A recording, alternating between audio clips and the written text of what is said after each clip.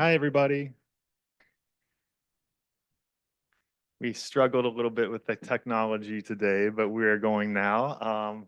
Hi, I'm Matt Brim. I'm the Executive Director of CLAGS, the Center for LGBTQ Studies here at the CUNY Graduate Center. And it is a privilege today to introduce Fabiola Reyna, the 2024 Scholar in Residence at CLAGS here at the GC. Um, CLAGS is the first university-based research center for the study of LGBTQ people and history and ideas and thought. And we were founded in 1986. We have had a Scholar in Residence program for about 3 years now. You're a third. So I want to talk a little bit about Fabiola Reyna and then turn it over to them for their talk.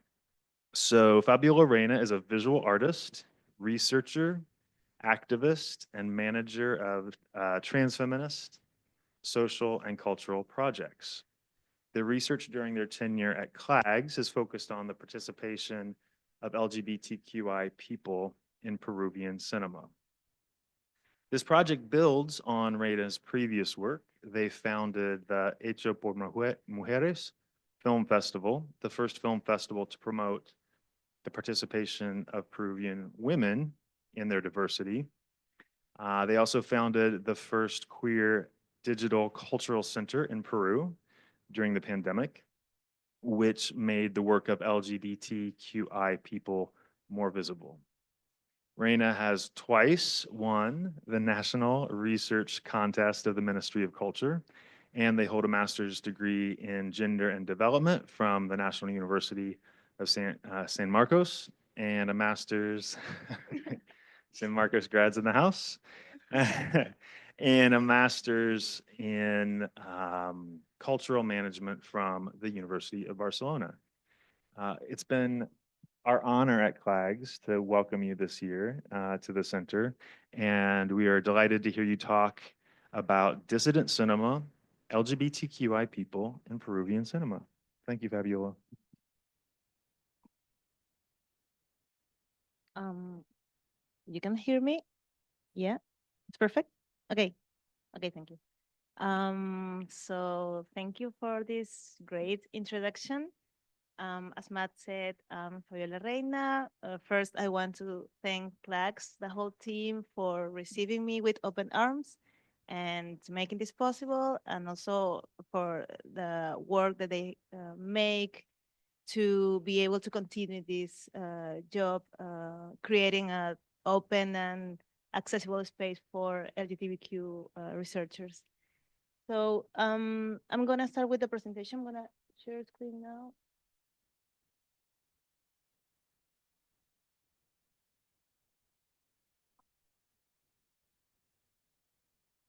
Um,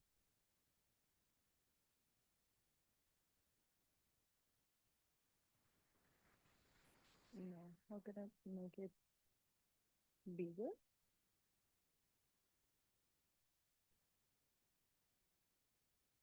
Mm,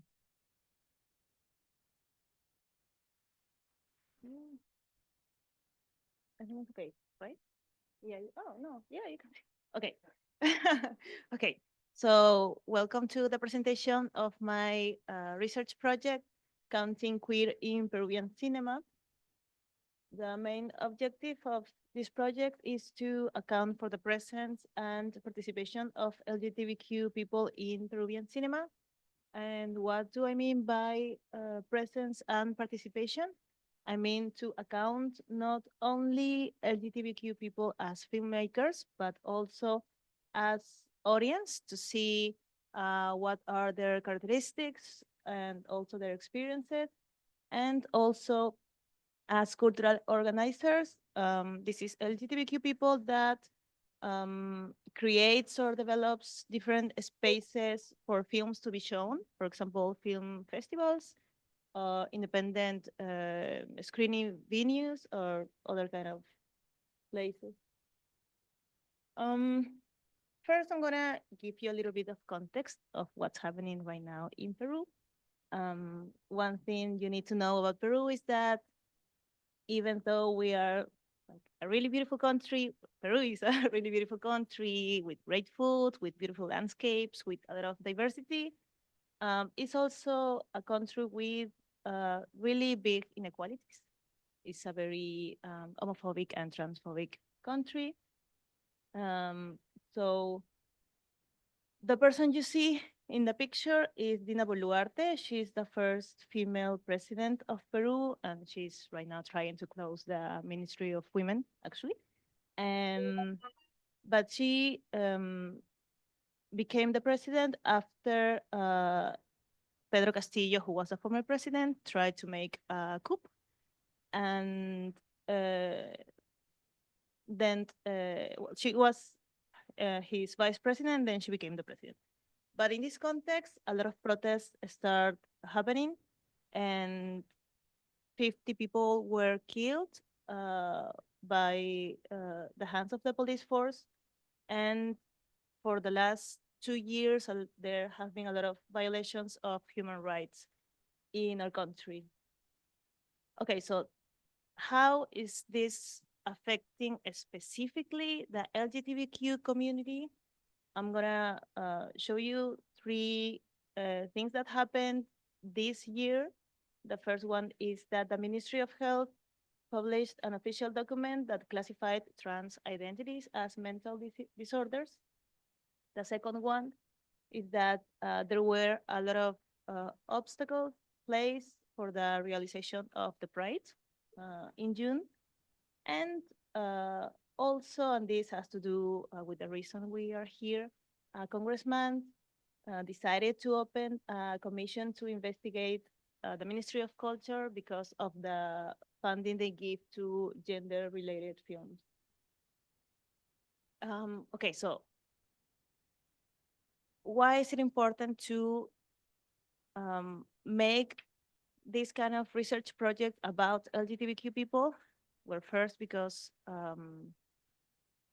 LGBTQ people are one of the groups that is more discriminated right now, and also because arts is one of the main weapons to fight against homophobia and transphobia, and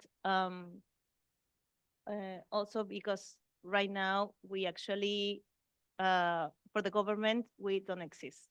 So what happens when we try to get information of what is going on with us in the film sector? We can find anything. These are 5 documents from different institutions. The first 2 are from the Ministry of Culture.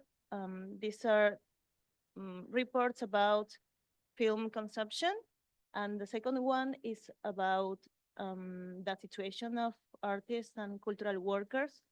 And they mention that there is a gender gap in the sector, but they don't say anything, or they don't show any data about what's happening to the LGBTQ people.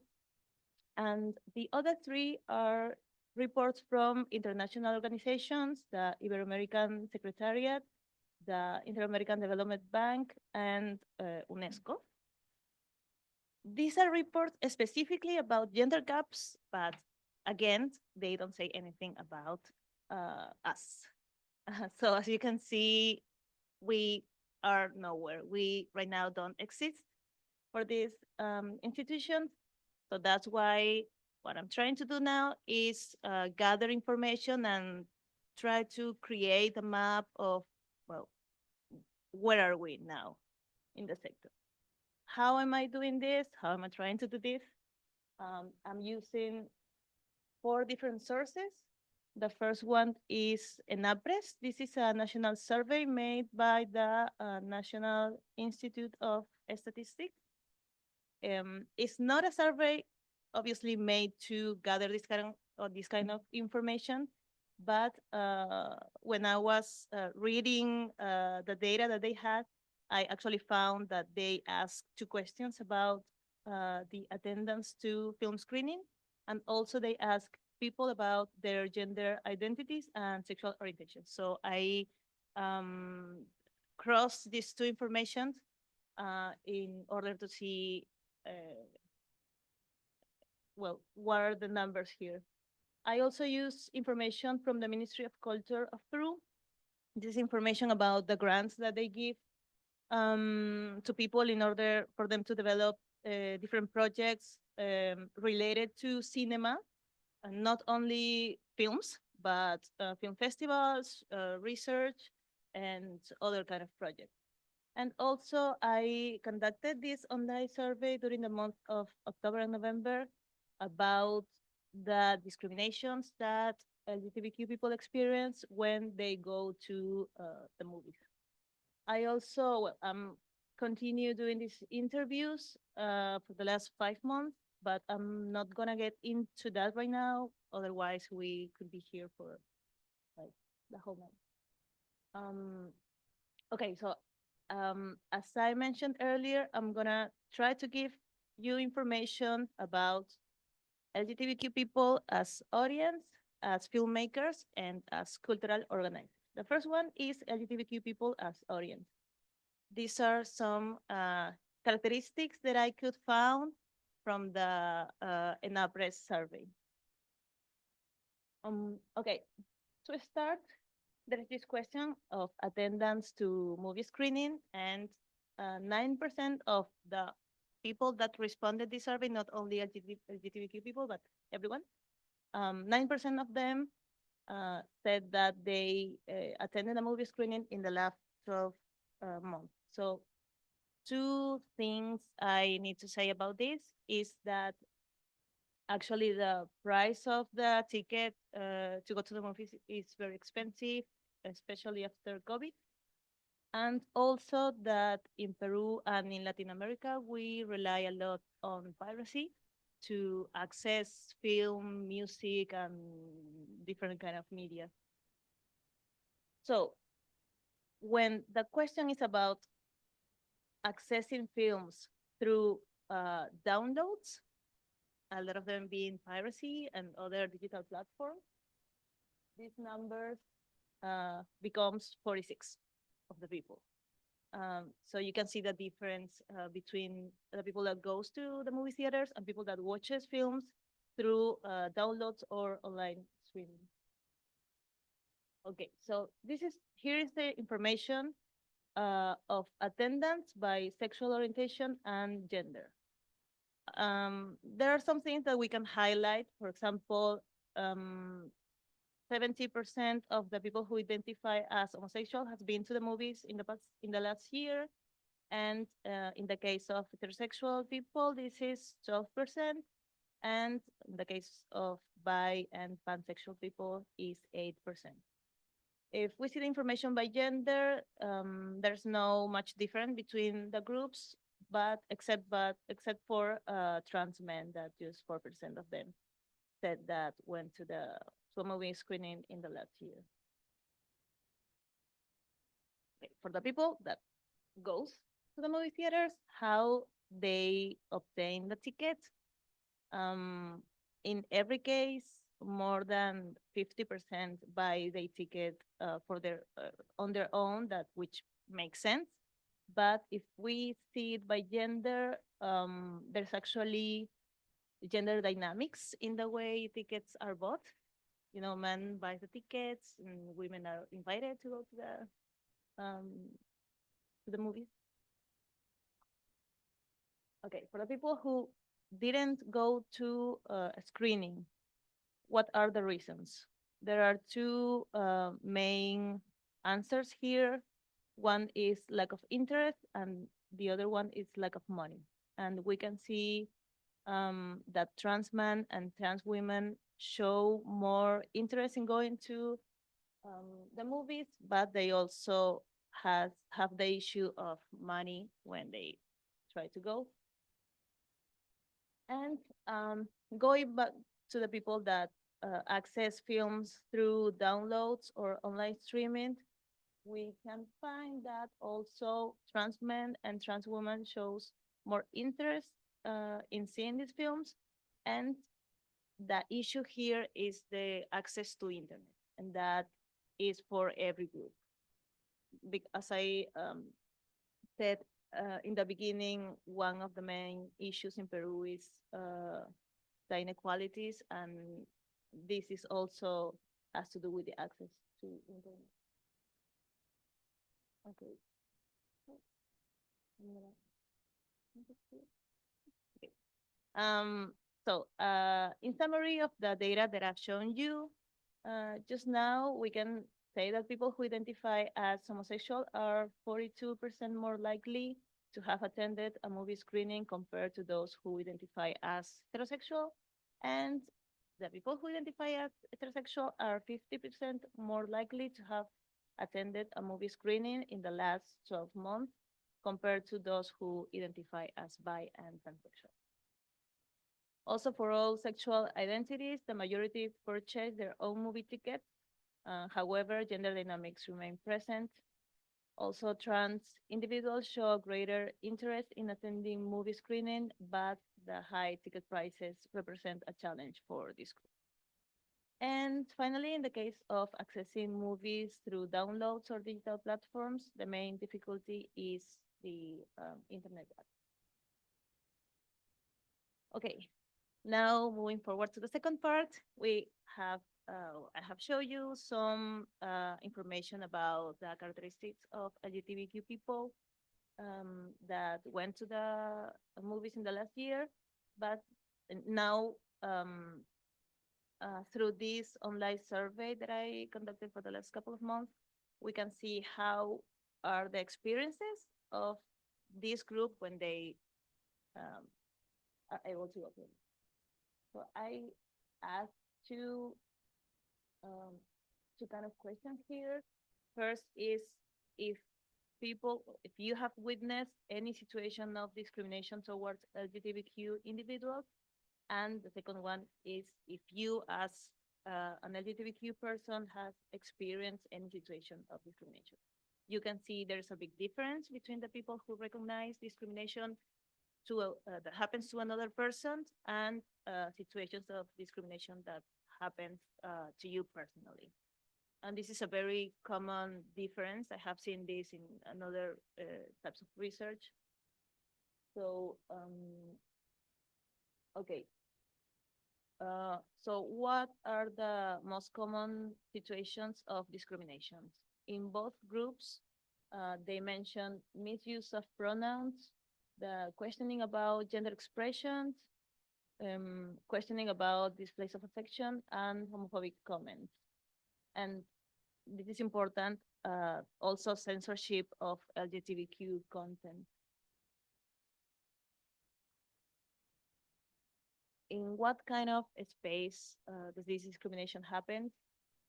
Uh, Obviously, you can see that the issue is a lot in commercial movie theaters in comparison to other spaces. For example, independent cinema or film space, cultural center, or film festival. Okay. For the people who were discriminated, only 12.5% of them reported a complaint about this. And from this 12.5, only 3% said that there was actually a penalty or action taken as a result of this report file.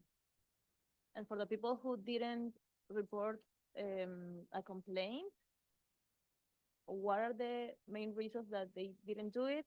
It is because of feelings of shame or guilt and distrust in the reporting process. And this makes sense if we see the previous one where 97% of cases, nothing happened. Okay, so we can see that there is a greater difficulty in identifying discrimination when they happen to us personally compared to when we see them happening to someone else. The main types of discrimination identified are censorship of LGBTQ content and those related to gender expression and displays of affection. Commercial cinemas are the spaces where these discriminations occur most frequently compared to other venues such as independent cinemas, cultural centers, or film festivals. And very few people choose to file a complaint due to distrust in the reporting processes and feelings of guilt for being who they are. Okay, now this is the second part. We have seen LGBTQ people as audience, and now we are going to see some information of LGBTQ people as filmmakers. This is information from the Ministry of Culture, from the grants that they have, and here we can only see the presence of non-binary people because they don't ask for sexual orientation. They only ask for um, gender identity. When you apply to the grant, you can pick, you can check a box, and they give you four options: men, women, non-binary, and other. So for this part, we can expand the presence of non-binary people as LGBTQ, but um, it's only non-binary people. These are all the grants that the Ministry of Culture give. I have organized them in 5 groups.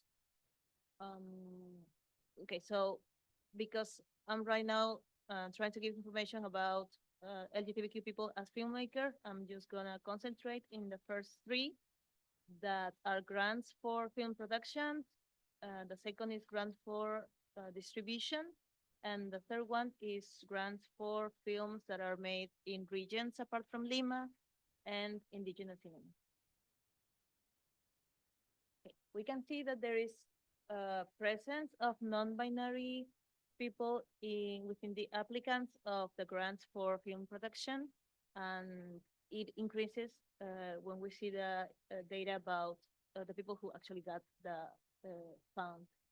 But when we move to the distribution grant, we can see that there's no presence of LGBTQ people. And I have an interpretation of this, and that is uh, that while LGBTQ people are trying to make their films, they, for some reasons, they are not able to finish their films and then go to the phase of distributions. So we, as audience, are not able to see what are these films that they are making. Um, if we see the data from regions and indigenous cinema, also there is no presence of non-binary people, and this actually is aligned with a lot of other research where they show that the gender gaps are actually bigger in the regions that in comparison to Lima. So the creation of a registry which would allow for tracking the presence of LGBTQ individuals applying for and receiving funds from the Ministry of Culture remains pending, while there's a presence of non-binary individuals in the field of film production. When we move to the distribution and exhibition phase, a gap becomes evident. It remains to be determined whether this is due to barriers in the filmmaking process or the lack of exhibition spaces. And also there is a little to no presence of LGBTQ individuals in regional cinema and indigenous language projects, which align with other studies showing a greater gender gap in this area. So for the last part of the presentation, we have LGBTQ people as cultural organizers. I'm also using the information from the Ministry of Culture here. And for this, I'm going to concentrate on the grant of cultural management. This is grants for making film festival, for making alternative screening venues or other kind of projects, and also research. Why am I also counting research on this is because the kind of research that obtain these grants are about dynamics in the Peruvian film sector. So it is another way to try to promote the growth of the Peruvian film industry. Okay. Oh. So here in the grants for cultural management, we can see presence of non-binary people, and actually this kind of in this kind of grants, it's very common that uh, men are less than half of the applicants and less than half of the recipients. This is the only kind of grant where this happens. And this is because um, this kind of work is seen as feminine or not masculine. So men don't want to do this kind of job. And also because uh, it relies a lot on organizational tasks. So, that's not a job for men. Um, well, and also it is important because when we saw the data about discriminations, uh, we saw that it was more common in commercial movie theaters in comparison to independent movie venues. So actually, it is um, very important that LGBTQ people keep trying to have these kind of safe spaces for other LGBTQ people who wants to see film. So um, this is the final graphic. Uh, in research, there's also a presence of LGBTQ people, but none of them actually were able to receive the grant. Um, and this makes sense if we think that we saw that there's no research or information about the LGBT experience. Um, okay, so cultural management is the area of the film sector that is associated with femininity due to its organizational aspect, and this coincides with a greater presence of LGBTQ individuals compared to other funding areas. And while there are non-binary individuals seeking to undertake research projects, it is essential to continue promoting such initiatives as this will create more opportunities for diverse analysis of the sector from an LGBTQ perspective.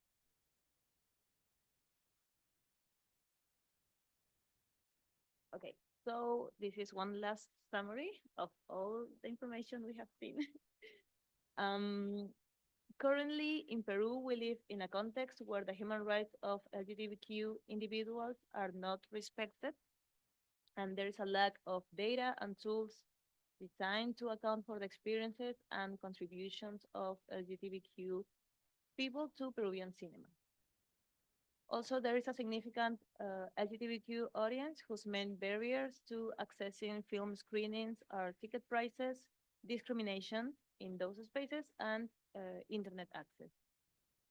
LGBTQ individuals experience discrimination in film exhibition spaces, particularly in commercial movie theaters, often unable to find proper channels to file complaints, leaving many incidents without any consequences or sanctions. And finally, while there's a presence of non-binary individuals in the field of film production, the gender gap becomes more pronounced in the stages of distribution and exhibition. Additionally, there is limited representation in regional cinema and indigenous cinema. So what are the next steps for this project? First is to conduct a comparison of the data obtained from the ENAPRES survey and the Ministry of Culture across different years, allowing for an analysis of whether there has been an evolution in the past years. Also to conduct a mapping of individuals, spaces, and projects created by LGBTQ people for LGBTQ people.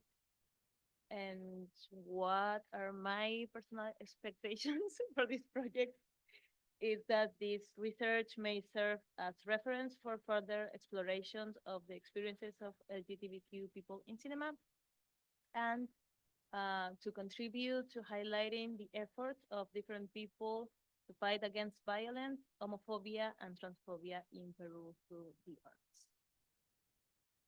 And thank you so much. This is me in New York.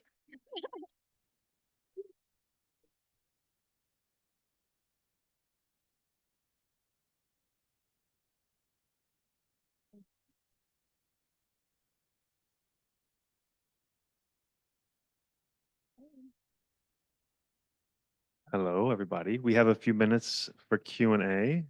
Yeah, questions and answers. Does somebody want to start with somebody have a question to start? First of all, we can all just say our names. I'm Matt. Hi. Carla. Valeria. Maha. Cynthia. Hi, everybody.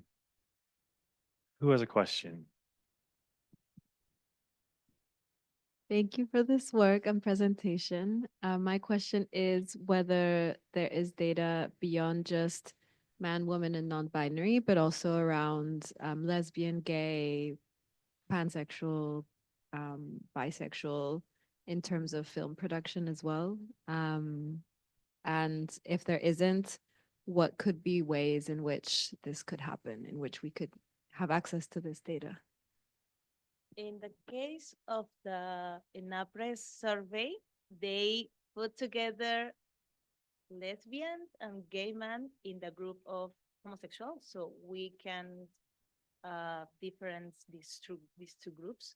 And in the case of the Ministry of Culture, they don't ask for sexual orientations. You can imagine that people will be dead if they start asking these questions. So they only ask about gender, but they don't even mention trans men or trans women. They just only have options for men, women, non-binary, and other. For the information.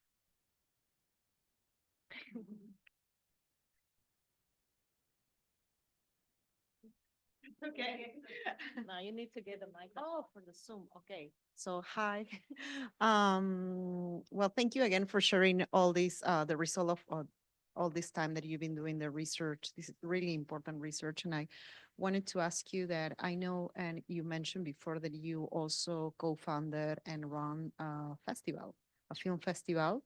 And so now that you started to do this research, how do you see this information? How do you see yourself applying this information towards the film festival that you are running now, especially because I know that it's becoming more popular and it's growing, and also it's a decentralized one, meaning that I think this year is going to be in a different city that is not Lima, and I think that's the what you all want to continue doing with the festival, right? So how do you see yourself applying this information that you are gathered here in your research towards your festival? Thank you. um, okay, this is kind of a complicated question. um, when we started the festival, we had an approach to feminism and gender issue that was, I'm gonna say, kind of, I don't know, kind of basic. Um, so we used to see this issue in terms of women versus men. And um, along the way, we grew as people, and we also went through different um, changes. I started identifying as a non-binary person, so that changed also the approach of the festival. And uh, this is actually when I started trying to look for information of what's happening, where are we in the film sector.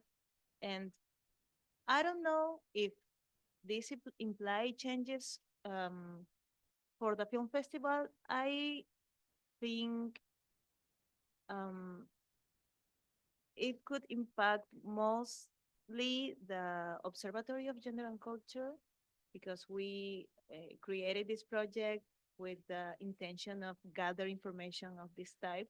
So this is just a start. And I mean, a lot of things needs to be done. And we are going to continue our research, but I hope that this data that I have can also help other people that want to go deeper in the experiences of LGBTQ people in cinema.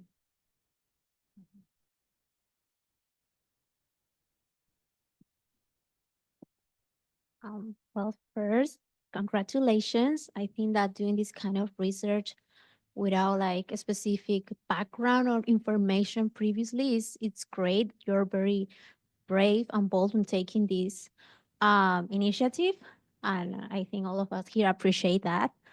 I think my question will goes more around like policies. What do you think that will be the policies that would need to change in order to increase the participation or increase the accessibility for the LGBTQ community in this space? Because I think that there's, as we can see, there's people interested with a lot of resources and a lot of efforts, but unfortunately, I feel that is because of a lot of problems with how policy works in Peru that they are having these challenges, right? What do you think about it? I will say the first thing is to start gathering information about this the participation of this group. It's not enough to just have the information of the people who check the non-binary box, and also the thing is that they already have this information, but they are not doing anything with it. We should by now. The ENAPRES survey has been running from the last, I think, 5 years probably, but we haven't seen any report on this. So the information is there, but there's no intention to do anything with it. And I remember a friend of mine, Arturo Davila, um, did the first workshop uh, for LGBTQ people to be able to know how to apply to these grants. So uh, there's a lot of, especially trans people that uh, don't have access to this kind of information because it's very technical, all the things that you need to know in order to apply to the grants of the Ministry of Culture. So there was this workshop that Arturo did, his trans man, activist, artist, everything. And um, so he had to push this. There wasn't an initiative from the Ministry of Culture. So I think this kind of things need to start happening more. Hi. Thank you. Congratulations for the research and thank you for showing us. I have a tiny curious question. One of the slides that you showed about recipients had the non-binary as the 6%. And I'm wondering how much is that actually in numbers, in the specific numbers? If I don't know if you have that data Yeah, like in the top of your head. yeah. Actually, we're talking about 1 to That non-binary makes people sense. that gets the grant. Yes, these are very few numbers, but we can see a presence. I mean, it is important. If we compare this to the proportion of non-binary people that are in Peru, for example, uh, it's probably less than 6%. So that tells us that there is a huge amount of, well, these are small numbers, but um, we can say that there is a lot of interest in LGBTQ and non-binary people to create films and to create these different kind of projects. And in that issue where you can only choose men, women, or non-binary, do you think that trans men and trans women apply to it and just click men or women, or they would go to other? Or what do you think is happening? Because we don't know based on the data. Um, I think let me just say whatever here, but they probably check the other option. Um, I don't know if you remember 2 years ago, the Ministry of Culture tried to have a specific grant for women. So women can make shorts about, I don't remember, about her heroines from the independence. I don't know if you remember this. And so they launched this grant, but they put like a note where they said that this was for women according to their IDs. Yeah, so they tried to do something about this, but they completely ruined it by putting this little note. Um, yeah, I don't know what I was mentioning, why I was mentioning this.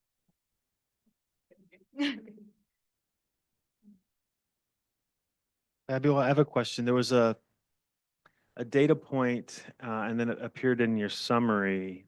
And you said that this finding aligned with some past findings, and the finding was that we can identify discrimination happening to others easier than we identify it happening to ourselves. Do I have that right?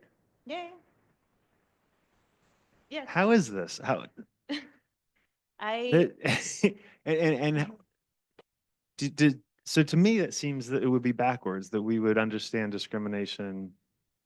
I don't know why am I surprised by that? I think it's always harder to see ourselves as victims than to see this happening to other people that we care about. I think it could be because of that. And also, one of the reasons uh, that they didn't put a complaint about this was this feeling of guilt. So I think this also has to do with the difficulty to recognize ourselves as, you know, Right, because you said shame was one of the big two reasons, shame, but also mistrust that reporting would work or that something would happen. yeah, but I think that the connection of why people can recognize discrimination happening to themselves is because, yeah, as I said, they don't want to be seen as victims, and they probably think that they did something wrong, that they deserve to this thing that happened to them. Mhm. So there's a whole psychology of cultural participation and And you know, I asked this same question in a previous research that I made, but it was for women experiencing discrimination, and the same thing happened. It was like I think it was very close actually. Like 50% of people recognize discrimination when it happened to another person, and only 25% would recognize it when it happened to themselves. I have one other question.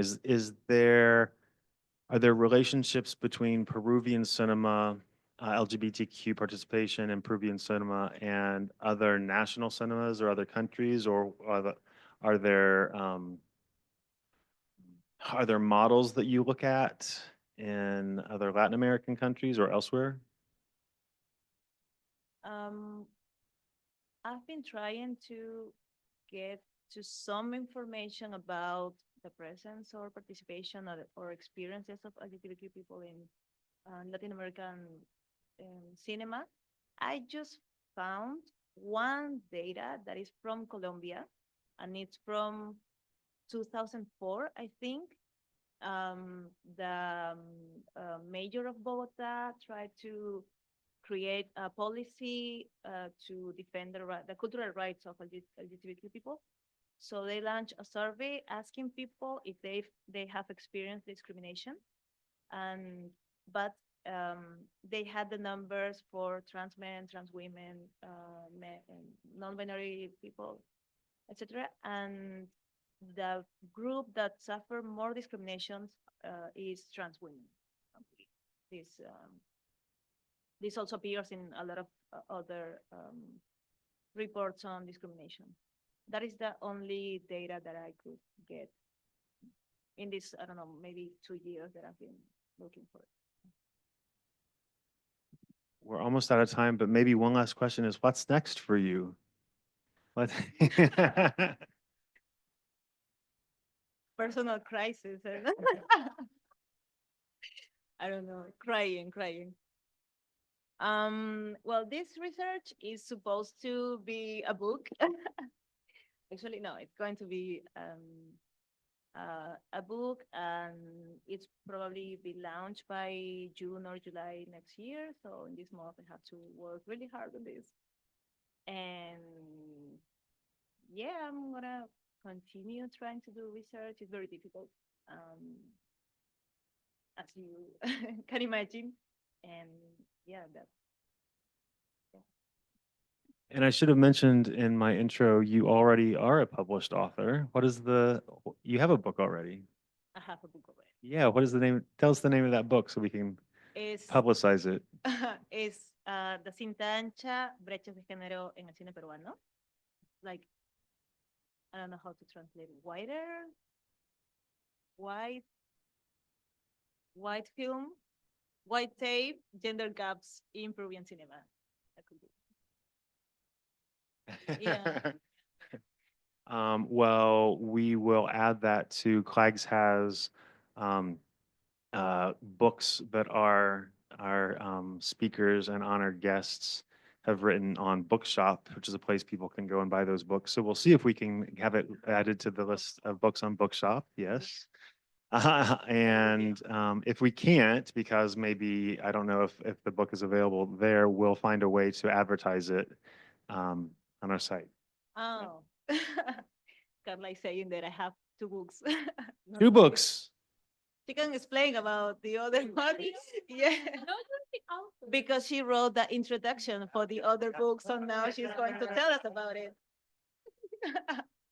40 millimeters of 40 millimeters of menstruation. menstruation. Yeah, it's a photo. It's a book that like gathers several photos that Fabiola made about the process of menstruation, and it includes an introduction that I made about like how visibilize like the menstrual process in a more open way without like feeling maybe shame or excluded or afraid about that. So you have two books. Yeah. Oh, my name's Carla Cordova. Fabiola, it's thank you so much for this really smart and well-researched talk, but also thanks for being CLAG's Scholar in Residence this semester. It's been fun getting to know you and learning a bit about your work. Thank you to everybody who has come today. If we could stick around to get a picture together, that would be really nice. Fabiola, thank you. Congratulations.